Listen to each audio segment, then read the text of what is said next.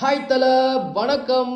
இன்னைக்கு என்ன கேள்வி பார்த்தீங்கன்னா, உங்கள் மைண்டு உங்களுக்கு ஸ்டோரேஜ் ஃபுல்ன்ற நோட்டிஃபிகேஷன் அனுப்புது. இப்போது நீங்கள் என்னென்ன டெலீட் பண்ணுவீங்க, என்னென்னலாம் ஸ்டோர் பண்ணுவீங்க? ஹாய், வணக்கம். இதுக்கு பார்த்தீங்கன்னா ஒரு சின்ன பழமொழியோட சொல்கிறேங்க. இனிப்பான விஷயத்தை சேவ் பண்ணிக்கோங்க, இந்த கசப்பான விஷயத்தை தூக்கி போடுங்க. இதில் என்ன வரும்னா, ஃபஸ்ட்டு இப்போ இனிப்பான விஷயம்னா நம்ம ஃபேமிலி ஃப்ரெண்ட்ஸு எந்த அளவுக்கு நம்ம க்ளோஸாக இருப்போமோ அந்தளவுக்கு கொஞ்சம் கொஞ்சம் மிஸ் அண்டர்ஸ்டாண்டிங் வந்து தாங்க ஆகும். ஸோ அந்த மிஸ் அண்டர்ஸ்டாண்டிங்கை தூக்கி குப்பையில் போடுங்க. அந்த அன்பை மனசில் வச்சுக்கோங்க. அடுத்தது பார்த்திங்கன்னா, இந்த உலகம் அழகான உலகங்க.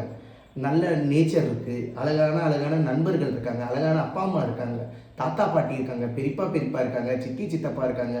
அந்த வாழ்க்கையை என்ஜாய் பண்ண பாருங்கள்.